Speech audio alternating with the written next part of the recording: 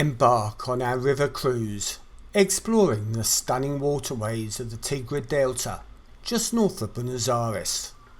This scenic journey reveals the affluent and rustic riverside homes, river pastimes, notable institutions, and some derelict boats, all beside the river's brown waters. Take in the fruit port open-air market before we drop into San Isidro, an affluent area with a great street market and truly majestic cathedral. The next day we take 3 flights to get home, ending our southernmost adventure.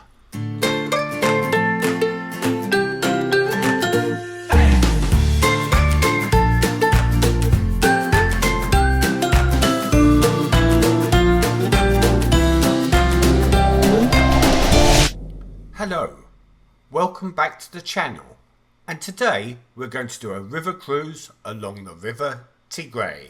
But first, let me bring you up to speed with how we got to this point. Yesterday was the conclusion of our scenic Antarctica cruise, and we arrived back at Buenos Aires port. Disembarkation was super easy, with none of the additional steps and visits required that we had experienced on embarkation. As we came out of the cruise terminal, we were able to pick ourselves a cab and made it easily back to the hotel. Our friends, meanwhile, had a little bit more of an adventure.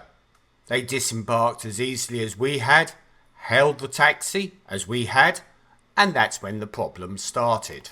A coach had attempted a U-turn and was now stuck at 90 degrees to the road, blocking the main dual carriageway from the port to the city.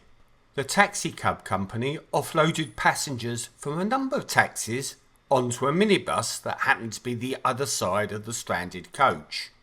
We were totally oblivious to this, observing our friends' progress using Apple Find a Friend. They were making good progress until about 5 minutes away from the hotel.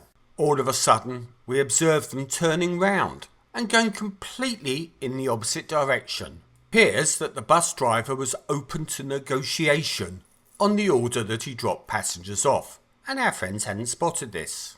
For probably about an hour, they experienced a spontaneous minibus tour of Buenos Aires, taking in the international hotels. Eventually, they got back to the hotel, changed, and as a group we decided to go out to San Telmo, which you will have seen on a previous vlog. So that brings us back to today, and as I've said previously, we're en route for a river cruise along the river Tigre. We're doing that with Maximilian, who you will remember from our TripAdvisor tour of Buenos Aires. The plan is he will take us to the embarkation point for the river cruises, put us on a suitable cruise, wait for us to return, and then show us a couple of sites that are local to the area. In front of the river cruise boarding dock was a number of shops, but we'll look at those on our return. To get on to our selected river cruise, we had to go along a narrow gangway over one boat and then onto the boat that we were taking. We had the option to either sit on one of the river sides or in the middle of the boat. I elected to sit on one of the riversides as I was going to be filming as we went along. This magnificent building is the clubhouse for La Marina Regatta Club. It's on the banks of the Delta and a cornerstone of the local sailing and rowing community with excellent facilities. The club has a strong tradition of water sports and a vibrant social atmosphere. It has a notable history of achievements in sailing and rowing competitions, with many members participating in and winning prestigious events. It's well respected in the national and international sailing community.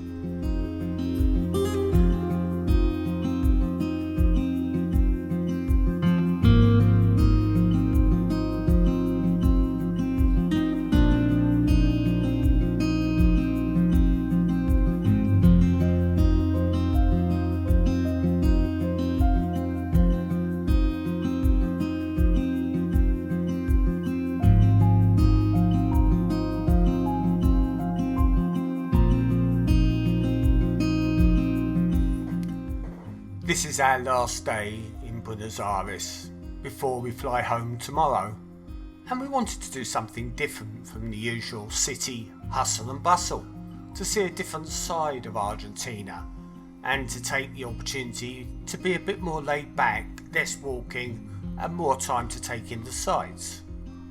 So when we were researching, we came across a number of river cruises of this area, which is situated about 30 kilometers north of Buenos Aires in the Tigre Delta.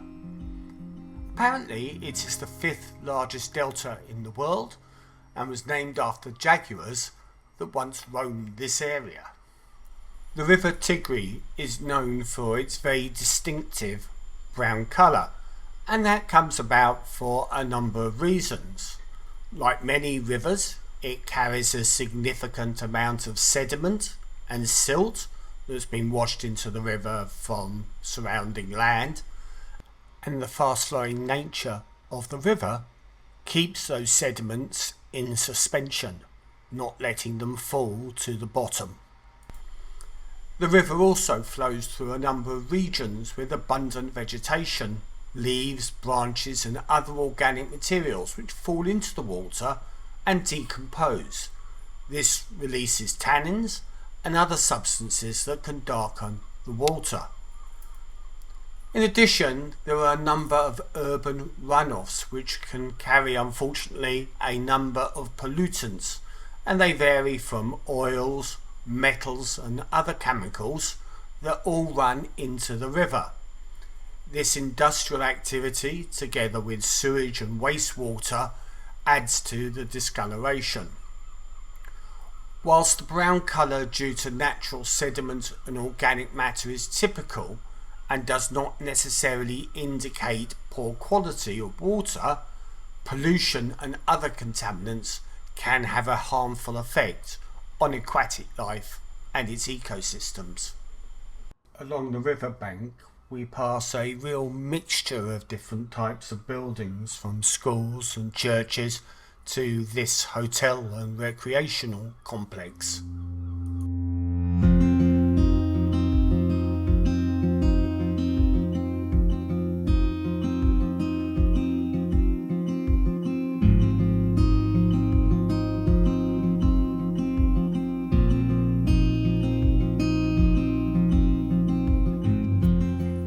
This area offers a unique blend of natural beauty, recreational opportunities and cultural heritage.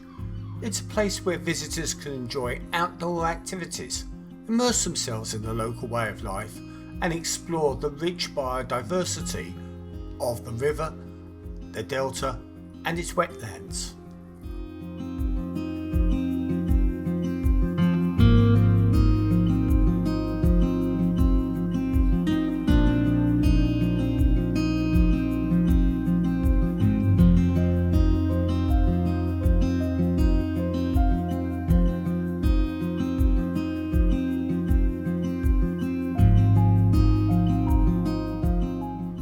As we went along on our cruise, we saw a number of recreational activities taking place either on or around the river. People were boating and kayaking, which seemed to be a very popular activity, no doubt because of the extensive network of waterways. But we also saw a number of people who were fishing and individuals who were either just sitting along the banks or hiking and taking nature walks.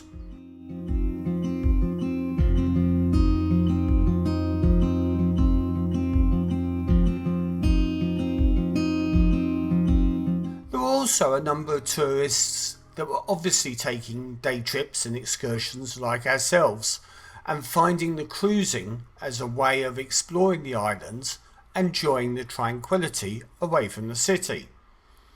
As well as the resorts and hotels that we've passed, we also passed some lodges and some rustic cabins where people were obviously staying.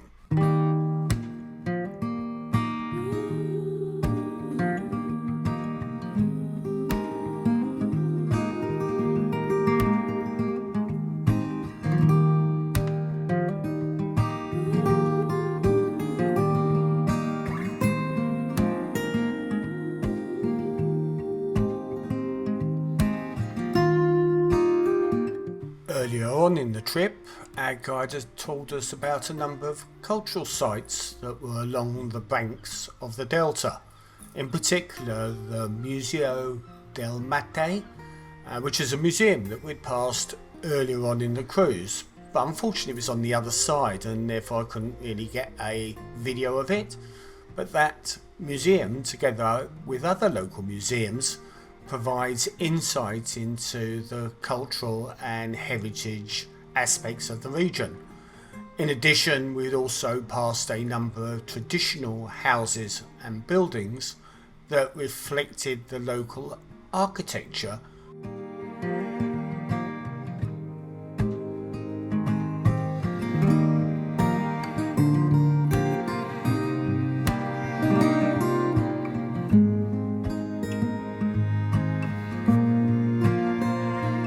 It's fairly obvious that around this area, boats were the primary mode of transport, with water taxis and private boats being extremely common.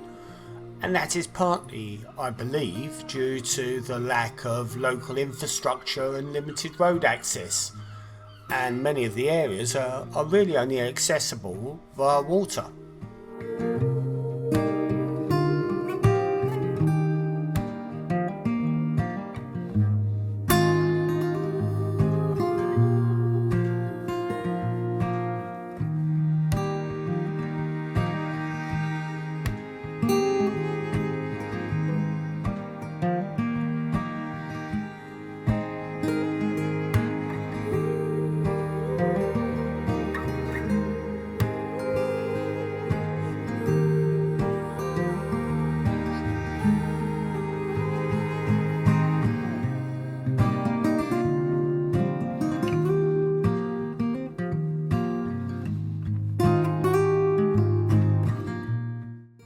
Got a real mix of people in this area. You've got the locals and you've also got a number of tourists who have either coming to stay or have vacation homes in the vicinity. And we certainly have passed some very affluent houses and very affluent buildings, but we've also passed some ordinary buildings that you can picture families and tourists residing in.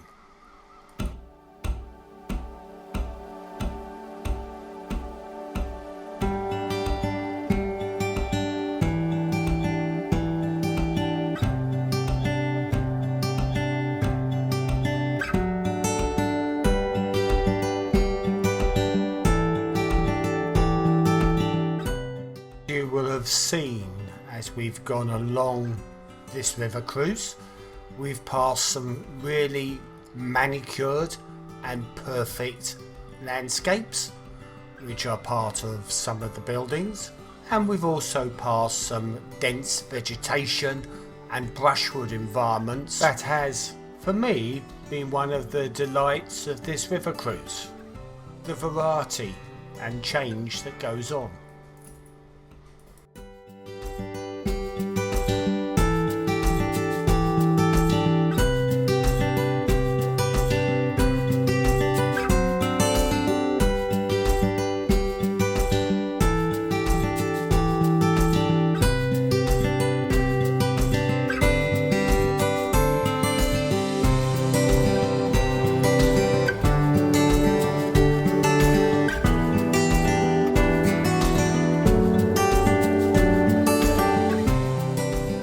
So our cruise was about 80 minutes long, and we obviously took a circular route, went one way before arriving back at the fruit port where we'd started off our journey. It was then time to disembark, which was the reverse of how we'd come on. We walked over the narrow gangway, across another boat and then up some stairs before we arrived in the shopping area for a piece of retail therapy.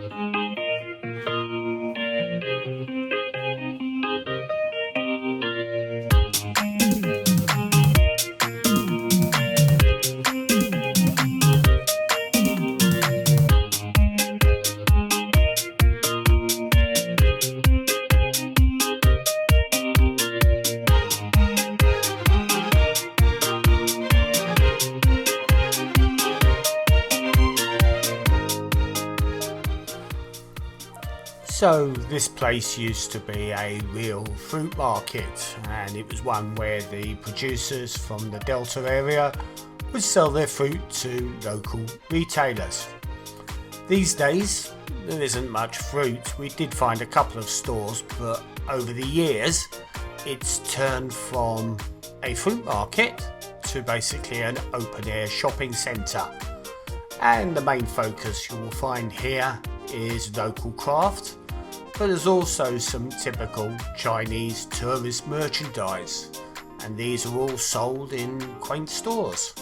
And there's a wide range of items from basketware, dried flowers, including household items. And there are many, numerous items that were always going to be too big to fit in any suitcase. It's a relaxed environment, one which is nice to wander, and we probably spent about 45 minutes doing exactly that. There were a number of restaurants around the area with both fast food and local products, which was great for a simple meal or just a drink. We're here on a sunny Sunday, but we were advised by Maximilian that some of the stores would actually close on the weekdays, and therefore Sunday was one of the better days to come here. The prices, well, some of them are relatively cheap compared to downtown Buenos Aires, but also some places they were actually quite expensive as well. There's probably not a lot here to do to spend a day, but it's a nice drop-off point if you're intending to go on one of the cruises and take your adventure around the Delta just to have a bit of retail therapy, either at the start while you're waiting to go on, or at the end. We're now at the second part of our tour, which is to take in some of the local sites at San Isidro, a historic and very affluent area with cobbled stones and old single-storey houses. Apparently, the president of Argentina has his residency near this area. Anyway, when we got there, there was a street market in full flow selling artisan wares, which we took great pleasure wandering around.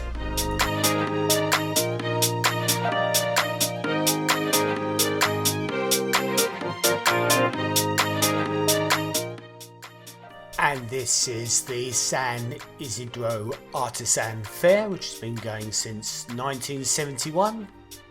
And people can obviously buy leather, wood, textiles, metals and ceramic products.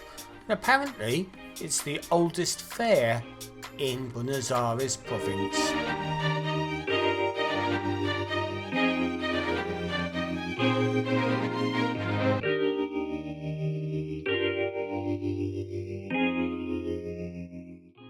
Next to the street market was the Plaza Mita, which is a small, rather beautiful park, and it's located in the historic centre of San Isidro.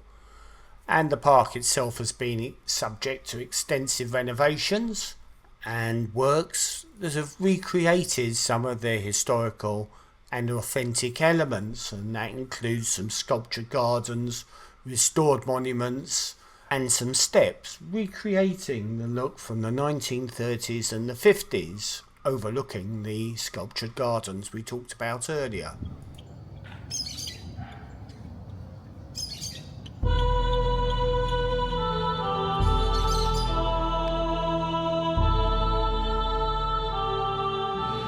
The heart of the San Isidro historic area is the cathedral, which has been built in a Latin cross formation out of red and tan bricks.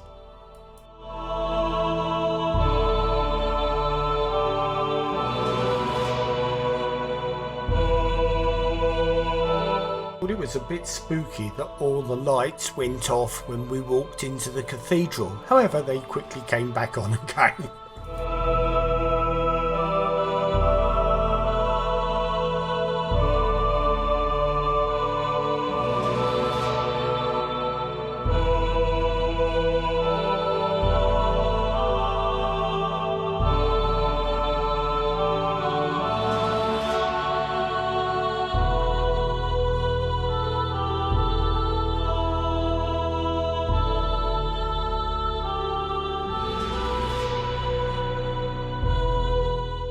The architecture here is really beautiful. I believe it's a neo-Gothic architecture and deliberately understated.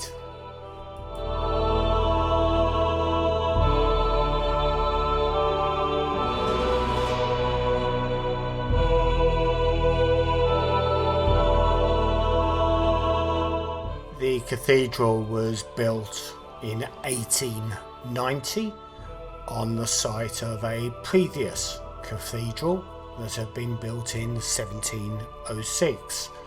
However, some massive restoration works occurred in the year 2007 to make the cathedral what we see today.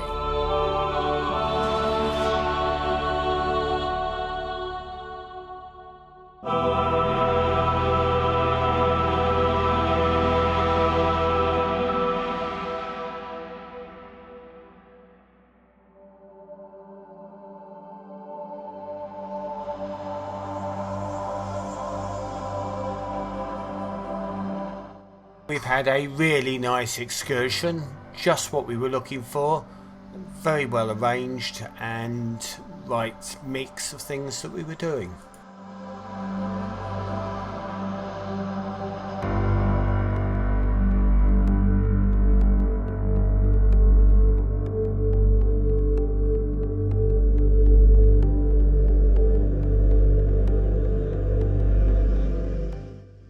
The cathedral was our last stop on this excursion, and we made our way back to the hotel.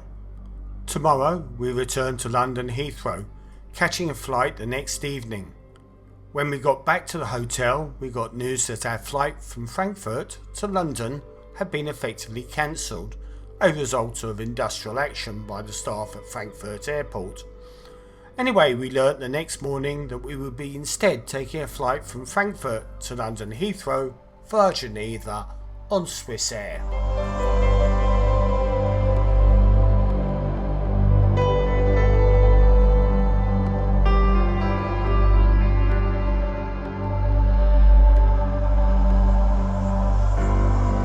On our way to the airport. Hopefully to catch a flight. Yes.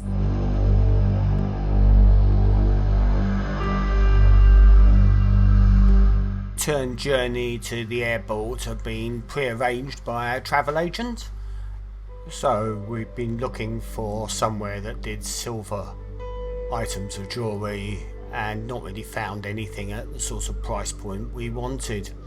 And yet on the day that we leave to go back to the airport, a shop that had been closed for the whole of the time that we've been in Buenos Aires, across the road from the hotel, opened up and sold exactly the jewellery we were looking for. Unfortunately, we were just setting off in the car when we noticed it.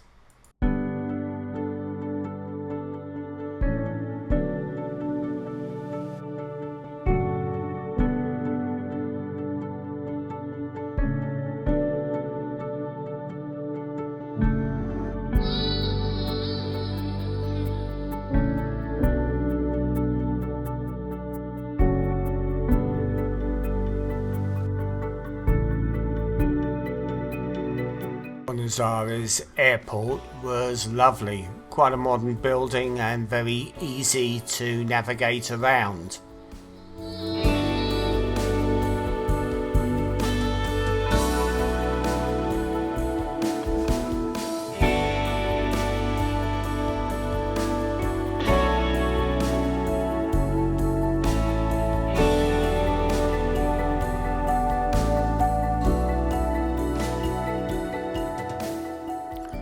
Just as we were leaving the lounge to board the flight, we got a phone call from our friend who was looking after our dog, Alfie.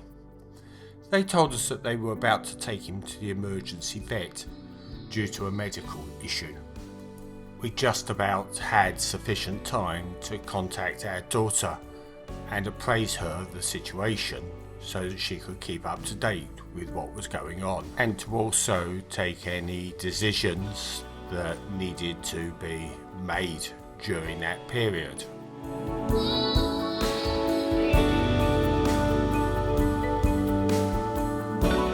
Despite repeated attempts to connect to the Wi-Fi so we could keep track of what was going on, we were both unable to do so, and therefore for the whole of the flight we were left hanging, not knowing quite what was going on.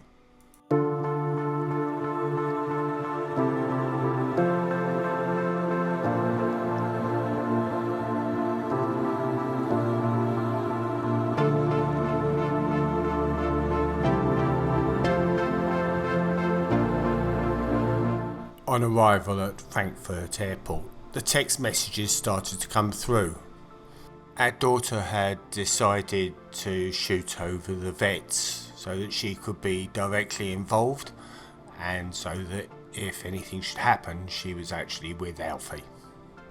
Fortunately, she made it over there, despite it being an hour from where she lived, but unfortunately the vet gave her terminal prognosis. She was fortunate enough to be able to be with him during that time and whilst he was still conscious.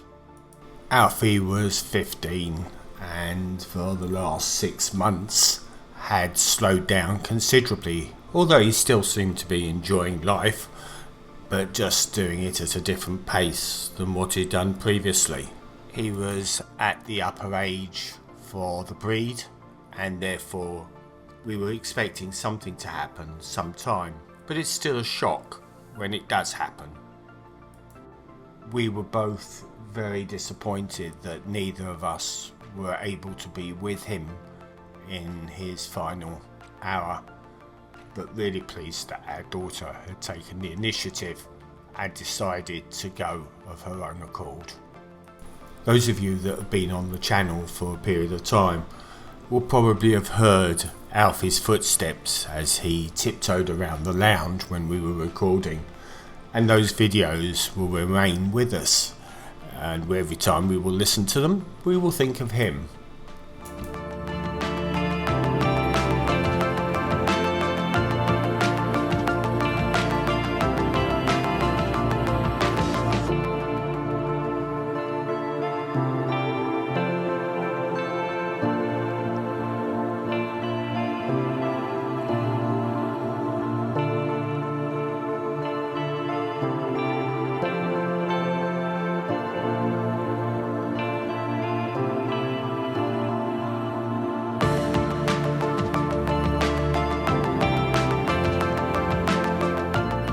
Over the years, we've flown into Heathrow Airport on numerous occasions from numerous locations and on completely different airlines. And in all that time, I don't think we've ever got the views that we got on this occasion, flying in and the sights of London so clearly visible.